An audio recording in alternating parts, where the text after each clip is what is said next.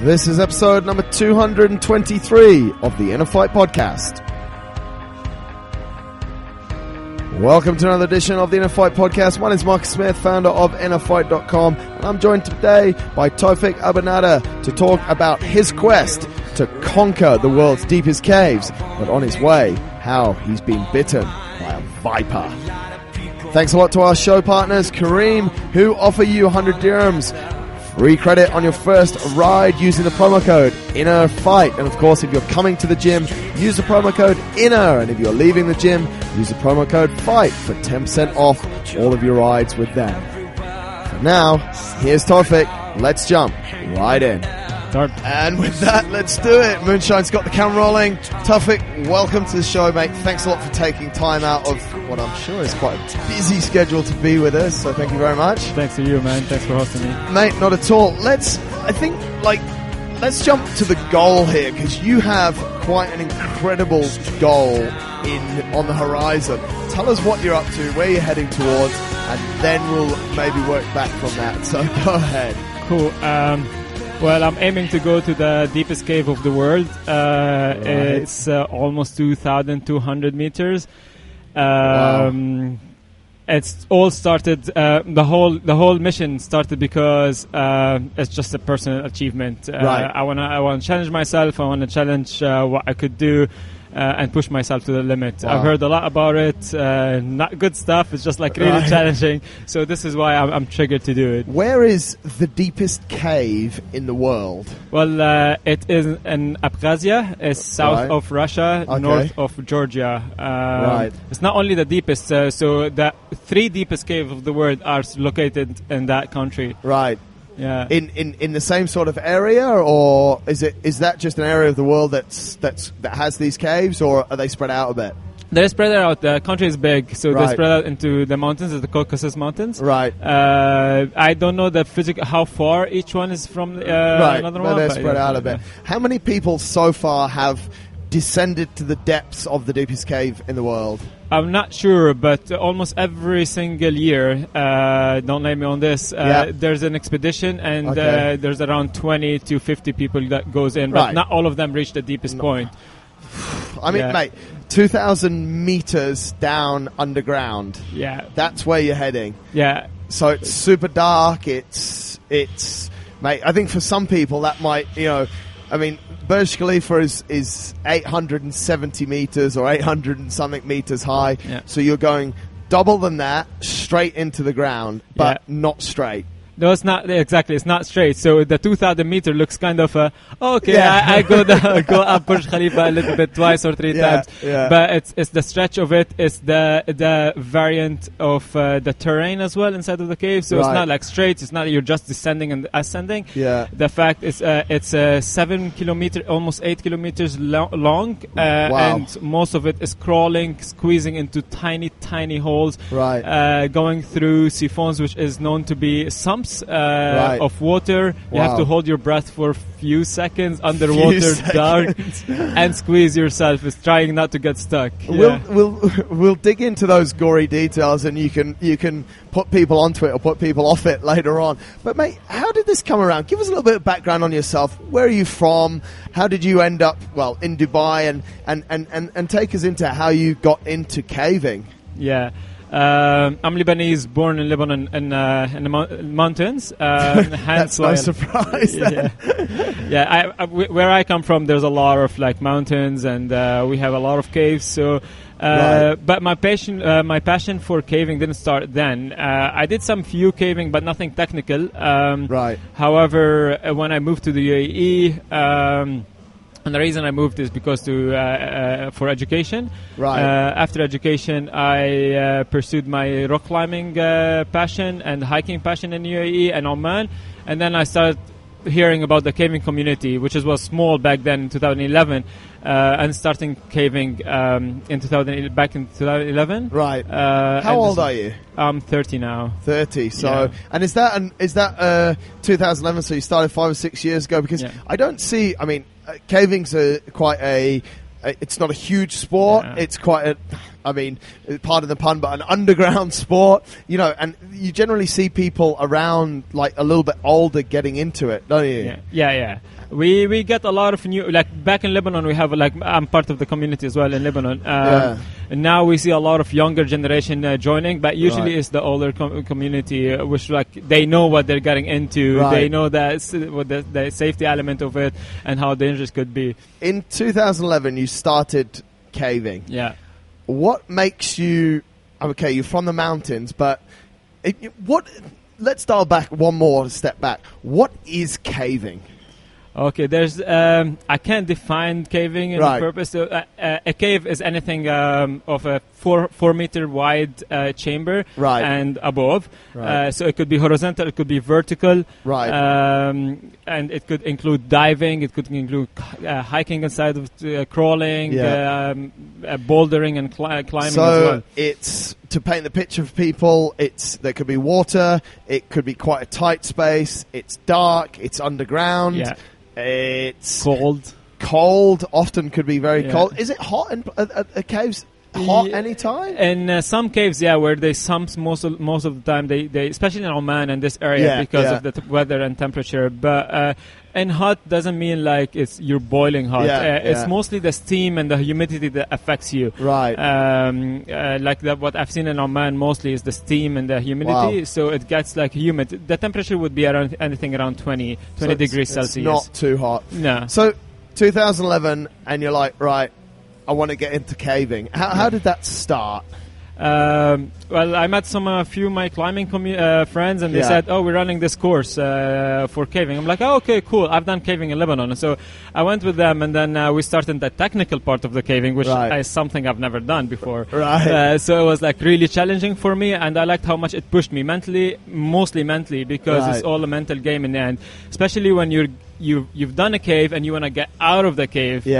So Jumaring, which is, we call the ascending, is part called the Jumar out, which you're on the rope Jumaring using the technique. And that's where the mental game starts. Because you're exhausted, the lack of food, lack of water, tired, dark.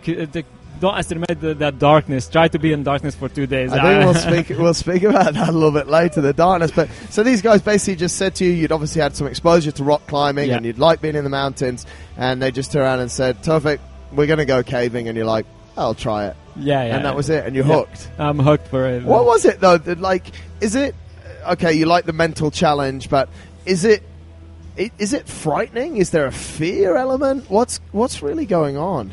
Yeah, there's always fear. If you honestly, the way I see it, if I don't fear it, I wouldn't do it because it wouldn't stimulate me.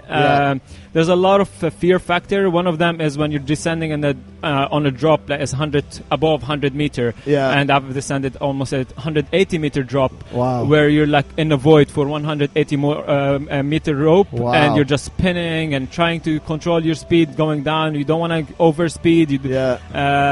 So it's a lot of mental change. So you're trusting your life.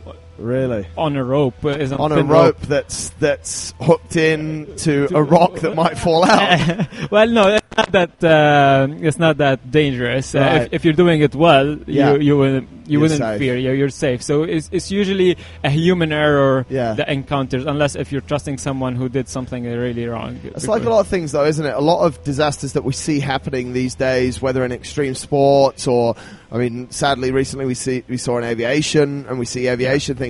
A lot of it's put down to human error. So how much of this how much of your safety do you control, but how much is controlled by Mother Nature and the cave itself? I don't know the percentage. It's usually a human error, but there's a lot of factor of floodings in a cave. Like 2 weeks ago, I went to a cave. It's a new cave. We're exploring it recently. It's very narrow, very small, and it had rain the week before. And we reached places where it's just completely sumped. From ceiling to floor is like literally half a meter. So you squeeze yourself there, but the whole part was sumped. So imagine you've done that part before the floods, and it flooded where you're inside. You're worst case scenario, you're gonna just die basically, or you have to wait in some room. You'd be lucky to have a wide room where you can wait for a few days until the water just... You're reminding me of that film where that guy got stuck in the canyon and, what is it, 24? 27 hours. 27 hours, that's it, and he has to cut his arm off. I mean, but have you been in a situation like that where the water's sort of started to fill up and there isn't much room? Yes, I've done. I've made it through two. Wow. I wouldn't say they were very dangerous as much as they didn't know the nature of the cave. Yes. So I wasn't aware of how dangerous it could get to. But I've been in places where I had to get out of the cave as soon as possible because the water flow was getting like really high. This is absolutely fascinating stuff. Talk us through how it progresses though. So 2011, couple of friends, this is cool. How do you go? I mean, we're sat here and next year you want to descend to the deepest caves in the world. It's again, it's the opposite of Everest, but it's the Everest of caving. So how's your journey been? And talk to us about some of the cool things you've done along the way. So 2011 was purely training. I've done few caves. They weren't hard. They were hard for me, but what I realize right now, they're nothing. So in 2012, the training started getting better and stronger. In 2013, we've got some...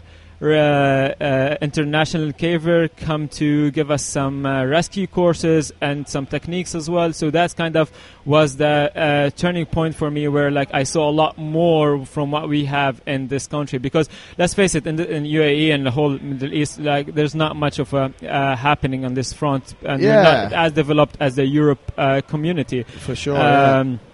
So that's triggered a lot. So I started my research, started doing more caving in Lebanon as well, because the caves in Oman, they're dry most of the time. Right. They're big structures. There's not really they're not very challenging compared to what we see in places where there's a lot of water, rain, and so on. Yes.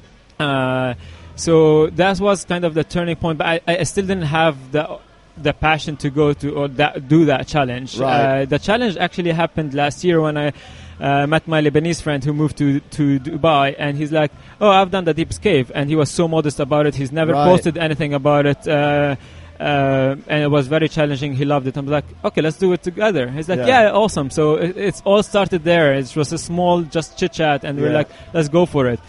We were supposed to go for it last year. However, we were so undertrained, we didn't have time for it, and the expedition time didn't really reflect with our timing. So we bailed out on that, and we decided to train harder and do it this year, basically. Get it this year. Now, just a quick aside: when you're not deep in caves and this stuff, you actually have a real job. You have a day job, and I think this is one of the biggest things that obviously we speak to a lot of people that are following a passion, whether the other week it's been triathletes, etc., etc. What do you do for your day job, and how do you juggle these things? Okay. How do you juggle your passion for caving and essentially what pays the bills and allows you to get out and go caving? Yeah, it's challenging, to be honest. It's not easy path. I get some flexibility in my work. I'm a freelancer into events and experiential marketing. So I'm flexible. However, some events that take up all your time, and especially with like a night time and so on. So you're tired, you have to sleep during the day and so on to compensate. So you don't always get the chance to train. However, when you have the passion to do something, you're always motivated. So and meeting with the goals and stuff. So you find the time to train. This is how I found it personally. I have some few weeks where I'm like so demotivated because of work, too much pressure, so I don't train as much. But then I compensate the week and follow it. When you feel demotivated, this is a big question, and there seems to be a lot of buzz about it at the moment. When you feel demotivated or lacking motivation, how do you reignite? Because you're obviously very passionate, like you said, about what you do, and you've got a very, quite a big goal here that doesn't just get done itself. So how do you constantly generate that motivation in what you're doing? For me, it's very simple. I reset, disconnect from everything, even my phone. Really? So I disconnect. That's very important. I go to the mountains basically and chill out, read a book, and then start over again. That's how simple it is for me. Really? And like, there's a lot of negativity around us in this everywhere. So I disconnect myself from that. That's the most important part for just me. Really decluttering and getting out there. So you could go to the mountains for 2, 3, 4 days with no communication? Yeah, I can no do problem. I've done that for 6 weeks once. So, really? 6 weeks, no communication with the outside world, and you feel quite fine with it? Yeah, it was cool. Like, that's absolutely incredible. Now, I know, and this is a big thing that I wanted to speak about, because you've said that obviously there's a lot of dangers in the caves. Last year you were out in Mother Nature and ran into some quite serious danger. Tell us a little bit about that. I know you've recently released a really awesome post about it, but just talk us through what happened. Okay, cool. I was in Musandam area, which is known to have a lot of snakes, vipers in particular. Right. I've witnessed a lot of them. I've seen a lot of them. I've photographed a lot of them. And I love snakes. However, that day wasn't my lucky day. So I had a very beautiful day of rock climbing. Joined my friends for a night of barbecue and camping. So as soon as I joined them, 1 minute later, I'm setting up a hammock for a friend, and then next thing, I got bitten by a snake. The irony of all of this, I was telling everybody to watch out from snakes. Really? Yeah. So it was an area where it's renowned for having snakes. Yeah. And you're just doing something as simple as putting up a hammock for someone to sleep in, and you get bitten. Yeah, there's no amazing story behind it, but it was just simple as that. I had to rush in the hospital, and I was hospitalized for 3 days. Right. I struggled a lot. On the second day, I didn't feel it physically. Where did it bite you? It bit me in my finger. Right. And it was a dry bite, right. Luckily me, because a dry bite is less effective than a normal bite. Right. So I was in ICU for 3 days in Khassab hospital. Wow. The second day was the worst one because the coagulation rate in the blood was extremely high. Yeah, right. Overall, I took 14 anti-venom shots. Wow. And a lot of other shots as well. Cortisone is one of them. Which if you hadn't, obviously, like the obviously viper is a viper. It's a dangerous snake. But if you hadn't managed to get to that hospital, how long? I mean, 14 anti-venom shots is a lot. How long would you have lived for? It depends on each human. Like I didn't even have symptoms when I reached the hospital, so they struggled to believe me. They thought it's a bee bite or something like that. Right. Because I had no symptoms, had no headache, so I wouldn't know. But I've seen while I was in hospital, I was reading a lot about of course, it. Yeah. But I've seen a lot of people like sadly they had amputated within 40 minutes. Wow. Limbs amputated or actually dying. Wow. 2 years ago, a guy died in Ras Al Khaimah. Because of a snake bite. Wow. Yeah, it was 4 days later. Wow. So you're 3 days in the hospital in intensive care. Yeah. Mate, at this stage, obviously it wasn't related directly to caving, but it's something that's following your passion. Yeah. What was going through your mind? How do you deal with that? Because it's not like you've just fallen over and stubbed your toe or you banged your head. You've just been bitten by a deadly snake. Yeah.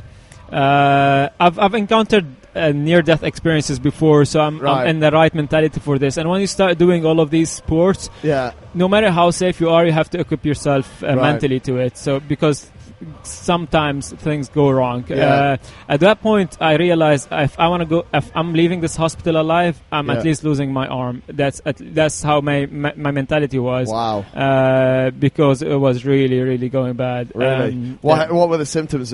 Just getting really swollen? It was swollen, extremely cold. I don't feel sensation in it, and severe pain. Right. Yeah. And how long did that last for?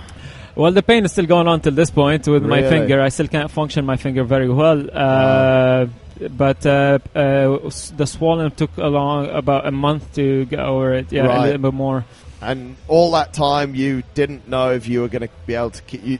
I mean, like you said, one of the things is normally to have to amputate. Yeah. So that's going through your mind. Yeah, that was I'm okay. I had to deal with it. I'm facing it. This is the truth. This is the fact. I'm gonna have to deal with it.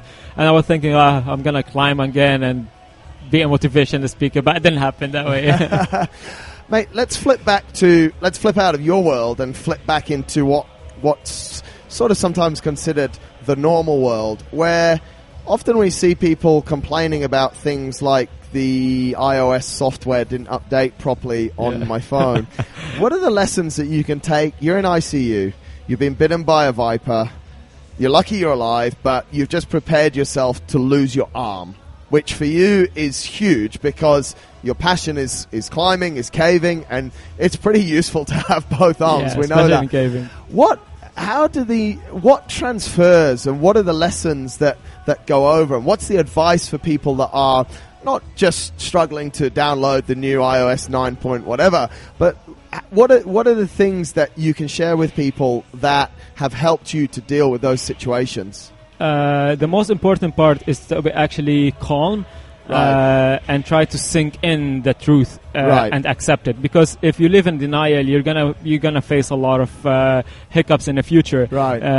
For me, it was just accepting the truth. So you're there. I've been bitten by this snake. This is reality. And that's reality, and then that's a problem to begin with for me because I need an arm or wherever it is. So you have to find a solution. So immediately I jump into solution. So that for me, it's always a solution. The problem exists, no matter what it is. There should be a solution for it. So I start searching for the brighter side of how to get a solution. So pretty much immediately solution conscious, thinking about. But I mean, you're there. You've just got there. Your fingers doing all sorts. Your body feels fine. But when no solution really comes straight away, what are you doing? Are you playing different scenarios in your mind? I was, to be honest, I was thinking about the challenge. Because in a caving, your right hand, if you're right-handed, is like the most important part of your body. Whether you want to stop the rope or going down, descending, or you want to jumper up using your right arm to climb up. So it's like really important element. I'm like, oh my God, like I'm not gonna have this. It's not gonna happen. So it was a bit disappointment, but then I was like, I'll find a way, because as you go back to the movie, the 127 hours, the guy actually has a nice axe in his arm, so he actually continues climbing to this point. So I'm like, okay, if he could do it, surely I can do it with some motivation and dedication. Do things like that go through your mind? Like, okay, that's a crazy movie, but what motivates you to keep going in those situations? Like you used a great example there that the guy has an ice axe in his arm and he can still keep going. Do you visualize stuff like that a lot and think about people that have maybe been in tougher situations or equally challenging situations and use them as motivation?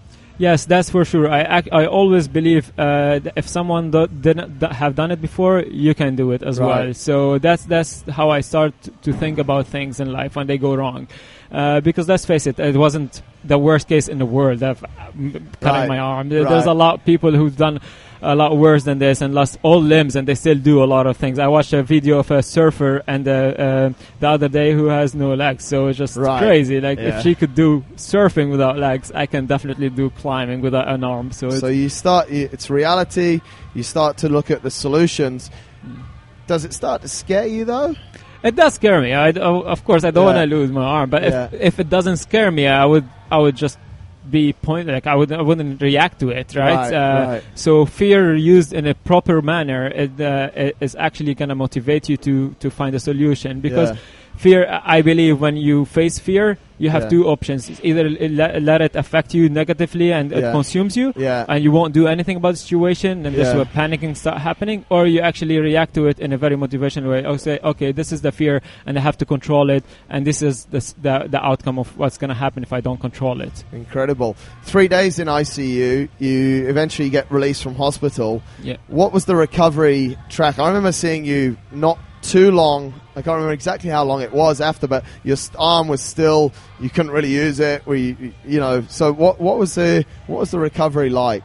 I got bitten mid-November, and the recovery took till almost end of January. Wow. I kept training. It was painful. I did some climbing. I did some caving. Wow. I did one of the hardest caves in Oman, and my finger was like really, like it was just the whole arm was in agony. But it took forever. I checked with the doctor in Lebanon. He said it's just the impact of the snake bite and how poisonous it was, so it's gonna recover. And since then I've been recovering slowly, but you know what to do. So one of the things I guess from that is, as soon as you could get back out in the environment that you liked and that was heading towards your goal, you did. Yeah, exactly. So I didn't stop. To waste no time. No. And is it frustrating? Was it a frustrating time, or were you just happy to be able to be doing something?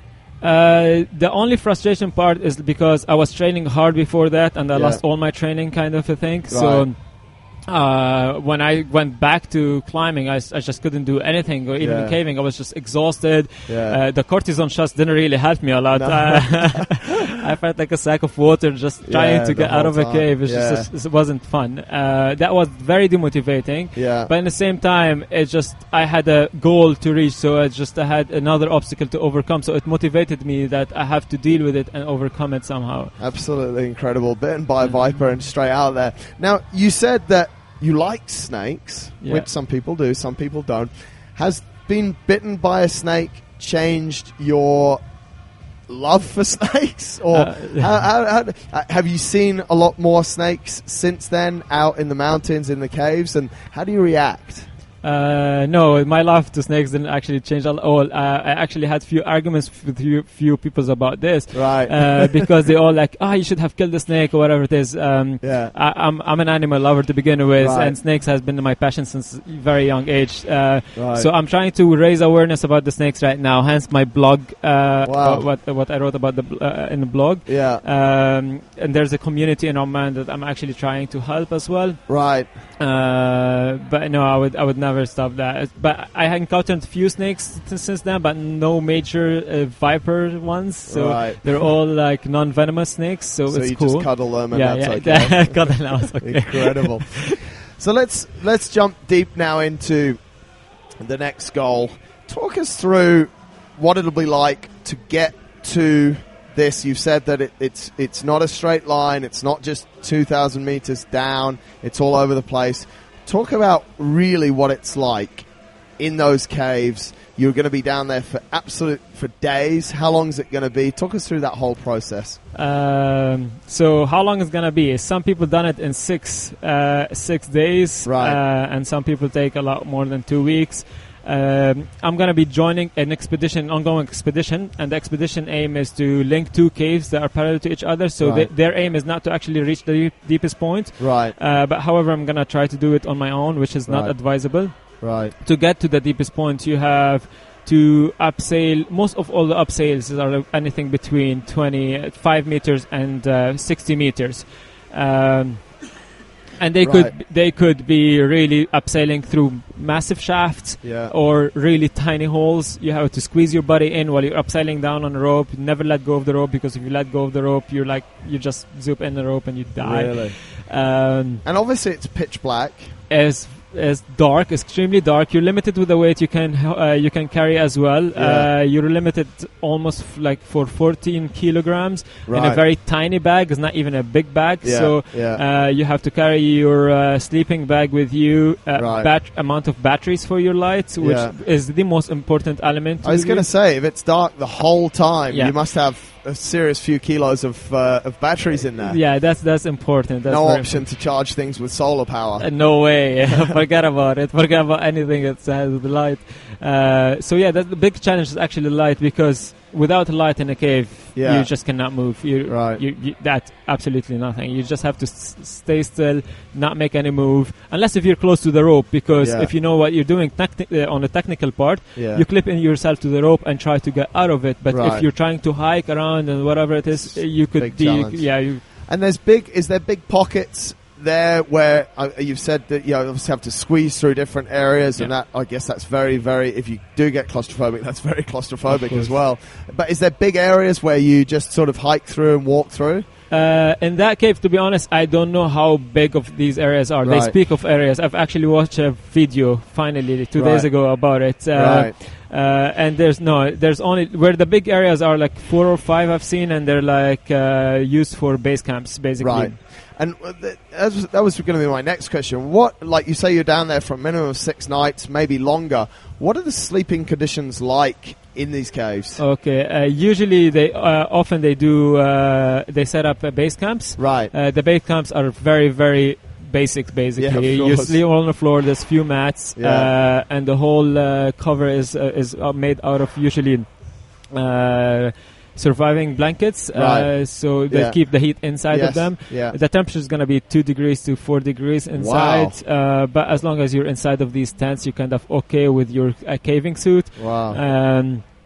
You sleep on a mat basically with your sleeping bag. That's it, as basic as it is. If you're not comfortable, it's not a place to be. But those camps are put in where there's obviously a little bit more space and people can move around. But still pitch black. It's still pitch black. They set up safely because they have to be away from floods as well, from rivers and water and so on. So they have to be dry as well. The last thing you want to be in a cave, you get wet. So it's not fun at all, especially with a temperature of like 2 degrees. Wow, that's incredible. Freeze. What about food and water-wise? How do you survive in that environment, food and water? Water is not a challenge, because especially in such cave, because there's constant flow of water, so the underground river and so on. You have to be careful just how, like, if it's bacterial water or so on. But in these caves, they're already established as not bacterial, so you can drink from it safely. Food is my biggest challenge in that cave because I'm vegan, and yes, you are. And what they provide is pork and potato. So I can eat the potato, but it's not gonna be enough for my energy sustainability. So I'm still figuring out how I'm gonna get my food down there. How long have you been vegan for? It's almost 2 years and a half now. And feel great? It feels awesome. I had a heart condition which helped me a lot with it. So I had a disorder in heartbeats, and since then I still have it, but not as efficient as it used to be before. Wow, incredible. So what are you planning to do? Do you have to carry your own food, or will the expedition support take food for you? They support. Usually there is a support team in an expedition. It depends on why. I could be assigned a support team as well when I'm there, because I'll be there for almost 5 weeks. 2 of them are going to be solely for myself, and the rest are be dedicated to the help. So I could be part of those support team. You carry food, a communal gear, ropes, and bolts, and so on. You basically, at each base camp, there's going to be some food left for you. Just before we started the recording, we were talking about what you're going to do this weekend and what some of your training is. But run us through some training, because 6 days underground, pitch black. Like, what stuff do you do to train for that environment? To be honest, there's nothing that can train you, especially in this country, because there's first of all, the caves that are around here, they're not as tiny as the ones and I'm going to. So that's the biggest challenge I'm facing right now. And the second challenge I'm facing is actually how cold it's going to be in the cave. So all the caves here are from Lebanon, all the Middle East are going to be anything between 15 degrees and above. So where the cave I'm going to is 2 degrees to 4 degrees. So testing my gear, testing my suit is going to be something on the spot. For the physical training, I do some rope work. I do in centers. There's a gym where some guy of my friend actually donates for me to train, and we go to the mountains, which is this week, and I'm going to Ras Al Khaimah. We set up ropes, try to do the maneuvers over and again, just to keep moving and training hard. So it's more like a skill work rather than it's actually a physical work at the moment, just to get myself away from any human error. We go back to the human error. So it just keeps going, because no matter how good you are, you still are very, very the way I see it, the better you get into it, the better you get to it, it's going to get worse to you, because one mistake is going to cost you. I guess as well, like a lot of, this is almost an endurance sport. You're going on for a long time. You get tired. When we get tired, our brain sort of, we spoke about the sleep and you made it sound quite luxurious there, but at 2 degrees with a sleeping bag and a survival blanket in a cave, it's probably not so luxurious, is it? No, it's not at all, especially when you're cold. Your feet are going to be cold regardless of the situation. You have to be careful. Another part is actually in that sleeping pattern is keeping your gear very dry, and because you're gonna sweat. Like for me, I sweat a lot, even if it's cold. So you're moving constantly. So you have to dry your suit before you wear it the second day, or else the moisture is gonna kill it. You're gonna be uncomfortable in it. So there's a lot of uncomfortable situation you're gonna face, and you're gonna have to just to live with it up until you get out. Do you think that's like life? Do you think in life there's a lot of uncomfortable situations? Yeah, and for sure. Our tolerance to deal with them? Like, so there's a lot of things that you can be doing almost every day that are helping you, or that you are doing every day that are helping you to prepare for this. I agree that there's a lot of situations that are comfortable, especially in this country, like traffic, for example. That's an uncomfortable situation by itself. Who wants to sit in a car for like a few minutes just losing it? Have you found, though, that your tolerance to those things, as you've been getting since 2011 deeper and deeper into this sport, your tolerance for a lot of things in life that used to maybe annoy you, like the traffic, like iOS updates, are just small fry to you now? Yeah, they are very, like, I don't consider them anymore. Whenever like I'm in a situation where there's a traffic, I actually will be listening to some audiobooks or something, so just keep me entertained. Yeah, exactly. It's I mean that's one of the most incredible things about doing challenges like this and putting yourselves in situations like this. A lot of the things that you learn there, you subconsciously implement into your normal life, and things within your work, like you said, you've got quite a challenging job. It makes it a lot easier. Yeah, for sure. Because once your life is aligned, you kind of just ease into it. You're more understanding. You're more tolerant. You're more passionate about things. So.